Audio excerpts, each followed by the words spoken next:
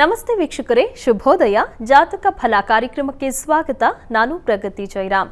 ಇವತ್ತಿನ ಜಾತಕ ಫಲ ಸಂಚಿಕೆಯಲ್ಲಿ ಈ ದಿನದ ವಿಶೇಷತೆಯ ಜೊತೆಗೆ 12 ರಾಶಿಗಳ ಫಲಾಫಲ ಇವತ್ತು ಯಾವ ರೀತಿಯಾಗಿದೆ ಅಂತ ನೋಡೋಣ. ಹಾಗೆ ನೀವು ಕಳುಹಿಸಿರುವಂತಹ ಸಂದೇಶಗಳತ್ತ ಸಹ ಗಮನ ಹರಿಸಲಾಗುತ್ತೆ. ಮೊದಲಿಗೆ ಪ್ರಾಜ್ಞರಾದ ಶ್ರೀಕಂಠ ಶಾಸ್ತ್ರಿ ಅವರನ್ನ ಕಾರ್ಯಕ್ರಮಕ್ಕೆ ಸ್ವಾಗತಿಸೋಣ. ಶಾಸ್ತ್ರಿಗಳೇ ನಮಸ್ಕಾರ, ಕಾರ್ಯಕ್ರಮಕ್ಕೆ ಸ್ವಾಗತ. ನಮಸ್ಕಾರ ಶಾಸ್ತ್ರಿಗಳೇ, ಮೊದಲಿಗೆ ಈ ದಿನದ ವಿಶೇಷತೆ ಬಗ್ಗೆ ತಿಳಿಸ್ಕೊಡಿ. ಶ್ರೀ ಗುರುಭ್ಯೋ ನಮಃ. ಹರಿ ಓಂ. ಮೂರ್ತಿತ್ವೇ ಪರಿಕಲ್ಪಿತ ಶಶಿಭೃತೋ ವರ್ತ್ಮ ಪುನರ್ಜನ್ಮನ ಆತ್ಮೇತ್ಯಾತ್ಮವಿದಾಂ ಕೃತಶ್ಚಯಚೇತಾಂ ಭರ್ತ ಅಮರಜ್ಯೋತಿಷಾಂ ಲೋಕಾನಾಂ ಪ್ರಳಯೋದ್ಭವ ಸ್ಥಿತಿ ವಿಭಶ್ಚಾನೇಕಧಾಯಶ್ರಿತೌ ವಾಚನ್ನ ಸದಾ ತ್ವನೇಕ ಕಿರಣಃ ತ್ರೈಲೋಕ್ಯ ದೀಪೋ ರವಿಃ. ಸಮಸ್ತ ವೀಕ್ಷಕರಿಗೆ ಶುಭೋದಯ, ಶುಭ ಬೆಳಗು.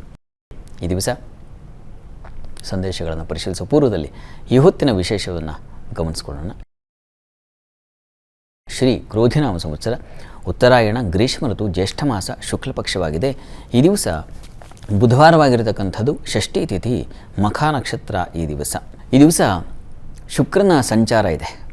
ಶುಕ್ರ ಇಷ್ಟು ದಿವಸ ಸ್ವಕ್ಷೇತ್ರದಲ್ಲಿದ್ದ. ಅವನು ಶುಕ್ರ ಸ್ವಕ್ಷೇತ್ರದಲ್ಲಿದ್ದರೆ ತುಂಬ ಒಳ್ಳೆಯದು, ಆದರೆ ಪಾಪ ಮೌಢ್ಯತೆಯೇ ಬಂದುಬಿಡ್ತು. ಹೀಗಾಗಿ ಶುಕ್ರನಿಗೆ ಸ್ವಕ್ಷೇತ್ರವೇ ಆಗಿದ್ದರೂ ಬಲಹೀನನಾಗೇ ಇದ್ಬಿಟ್ಟ. ಈ ಕಾರಣದಿಂದಾಗಿ ಸ್ವಲ್ಪ ಅನಾನುಕೂಲ ಹೆಚ್ಚಾಯಿತು. ಇನ್ನೂ ಇದೆ, ಇನ್ನೂ 29ರವರೆಗೂ ಶುಕ್ರನಿಗೆ ಅಷ್ಟಾಗಿ ಬಲ ಇಲ್ಲ. ಆತ ಮಿಥುನ ರಾಶಿಯನ್ನು ಪ್ರವೇಶ ಮಾಡ್ತಾನೆ, ಮಿತ್ರಕ್ಷೇತ್ರ. ಅಲ್ಲಿ ರಾಜಾರ್ಥಕೃತ್ಯಗಃ ಅರ್ಥವಾನ್ ಕಲಾವಿನ್ ಮಿಥುನಗೆ ಅಂತ ಹೇಳುತ್ತೆ.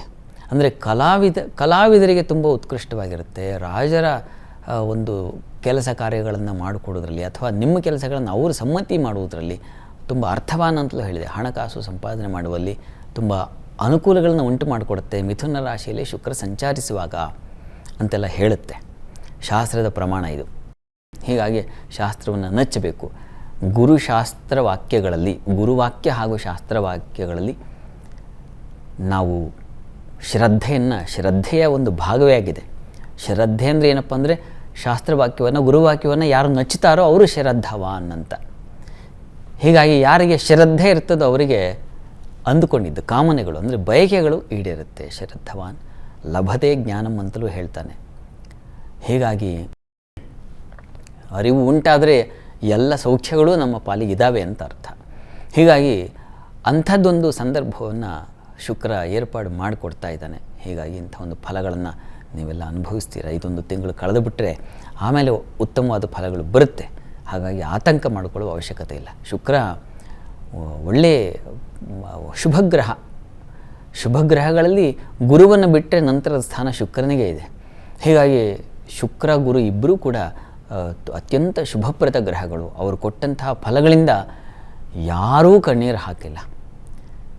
ಒಳ್ಳೆಯ ಶುಭಗ್ರಹಗಳು ಒಳ್ಳೆಯ ಸ್ಥಾನದಲ್ಲಿದ್ದುಬಿಟ್ರೆ ಉತ್ಕೃಷ್ಟವಾದ ಶ್ರೀಮಂತ ಫಲವನ್ನು ತಂದು ಕೊಡ್ತಾನೆ. ಅದರಲ್ಲೂ ಅವನು ಶುಕ್ರ ಒಂಥರ ವಿಲಾಸಿ ಜೀವನ. ಅವನಿಗೆ ಶ್ರೀಮತ್ವಂ ಕವಿತಾ ಸುಖಂ ಬಹುವಧೂ ಸಂಗಮ್ ವಿಲಾಸಿ ಅಂತ ಹೇಳಿದೆ. ವಿಲಾಸಿ ಜೀವನ ಬೇಕು ಅಂದರೆ ನಮಗೆ, ವಿಲಾಸಿ ಅಂದರೆ ಉಡಾಫೆ ಆ ರೀತಿಯಲ್ಲ ಅಲ್ಲ, ಒಂದು ಸುಖಮಯ ಜೀವನ ಸಂಸಾರ ಇರಬೇಕು ಅಂತಂದರೆ ಶುಕ್ರನ ಅನುಗ್ರಹ ಬೇಕು. ಒಂದು ಕಲಾ ರಸಿಕತೆ ಹಾಗೂ ಕಲಾ ಆಸ್ವಾದ ಎರಡೂ ಬೇಕಾಗುತ್ತೆ.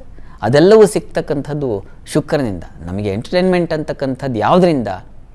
ಯಾವುದೋ ಒಂದು ಸಿನಿಮಾ ಏನೇನೋ ನೋಡ್ತೀವಿ. ಈಗ ಮೊಬೈಲ್ಗಳಲ್ಲೇ ಧಾರಾಳವಾಗಿ ಬೇಕಾದದ್ದು ಸಿಗುತ್ತೆ. ಅದು ಸಿಗುತ್ತೆ, ಹೌದು. ಸಿಕ್ಕದ್ದೆಲ್ಲ ನಮಗೆ ಸಂತೋಷ ಕೊಡೋದಿಲ್ವಲ್ಲ. ಹೀಗಾಗಿ ನಾವು ಏನನ್ನು ಕಾಣ್ತೀವೋ, ಏನನ್ನು ನೋಡ್ತೀವೋ, ಏನನ್ನು ಕೇಳಿಸ್ಕೊಳ್ತೀವೋ ಅದರಿಂದ ಆನಂದವೂ ಬೇಕು. ಅದು ಉಂಟಾಗ್ತಕ್ಕಂಥದ್ದು ಶುಕ್ರಗ್ರಹನಿಂದ. ಹೀಗಾಗಿ ಮನುಷ್ಯ ಸಂತೋಷವಾಗಿದ್ದಾನೆ, ಸ್ವಲ್ಪ ಮಟ್ಟಿಗೆ ನಗುತ್ತಾ ಇದ್ದಾನೆ, ಸ್ವಲ್ಪ ಸುಖವನ್ನು ತಗೊಳ್ತಾ ಇದ್ದಾನೆ, ಅನುಭವಿಸ್ತಾ ಇದ್ದೀನಿ, ಚೆನ್ನಾಗಿದ್ದೀನಿ ಅಂತಂದರೆ ಅದು ಕಾರಣ ಶುಕ್ರ. ಹೀಗಾಗಿ ಅಂಥ ಶುಕ್ರ ಮಿತ್ರಕ್ಷೇತ್ರದಲ್ಲಿ ಸಂಚರಿಸ್ತಾ ಇದ್ದಾನೆ. ಎಲ್ಲರಿಗೂ ಒಂದಷ್ಟು ಒಳ್ಳೆಯ ಫಲಗಳನ್ನು ಖಂಡಿತ ಆತ ರವಾನೆ ಮಾಡ್ತಾನೆ. ಆದರೆ ಮೌಢ್ಯನಾಗಿರೋದ್ರಿಂದ ಫಲಗಳು ಮುಗಿಸ್ಕೊಂಡಿವೆ, ಅಂದರೆ ಮುಚ್ಚಾಕ್ಕೊಂಡು ಬಿಟ್ಟಿದೆ. ಸ್ವಲ್ಪ ಕಾಯಬೇಕು. ಇರಲಿ, ಅಂಥದ್ದೊಂದು ಶುಭ ವಾತಾವರಣಕ್ಕೆ ಒಂದು ದಾರಿ ಅಂತೂ ಉಂಟಾಗುತ್ತೆ. ಹೀಗಾಗಿ ಎಲ್ಲ ರಾಶಿಯವರಿಗೆ ಯಾವ ರೀತಿಯಲ್ಲಿದೆ ಅದನ್ನು ಗಮನಿಸೋಣ, ಆತಂಕ ಮಾಡ್ಕೋಬೇಡಿ. ಈ ದಿವಸ ಷಷ್ಠಿ ತಿಥಿ. ಹೀಗಾಗಿ ಸುಬ್ರಹ್ಮಣ್ಯನ ಪ್ರಾರ್ಥನೆ ಮಾಡಿ, ಸುಬ್ರಹ್ಮಣ್ಯ ಸೇವೆ ಅದು ತುಂಬ ಉಪಕಾರಿಯಾಗುತ್ತೆ. ಸುಬ್ರಹ್ಮಣ್ಯನ ಪ್ರಾರ್ಥನೆಯಿಂದ ನಮಗೆ ಮುಖ್ಯವಾಗಿ ಅರಿವು ಉಂಟಾಗುತ್ತೆ. ಯಾವುದರಿಂದ ಇಷ್ಟೊತ್ತು ಹೇಳಿದೆ ನಾನು, ಸಲಕರಣೆಗಳಿದ್ದರೆ ಸಾಲಲ್ಲ, ಅದನ್ನು ಸ್ವೀಕರಿಸಬೇಕಾದ ಅರಿವು ಉಂಟಾಗಬೇಕು. ಅದನ್ನು ಸುಬ್ರಹ್ಮಣ್ಯ ಸ್ವಾಮಿ ಏರ್ಪಾಡು ಮಾಡ್ತಾನೆ. ಹೀಗಾಗಿ ಈ ದಿವಸ ಸುಬ್ರಹ್ಮಣ್ಯ ಪ್ರಾರ್ಥನೆ ಮಾಡ್ಕೊಳ್ಳಿ, ಒಳ್ಳೆಯದಾಗಲಿ.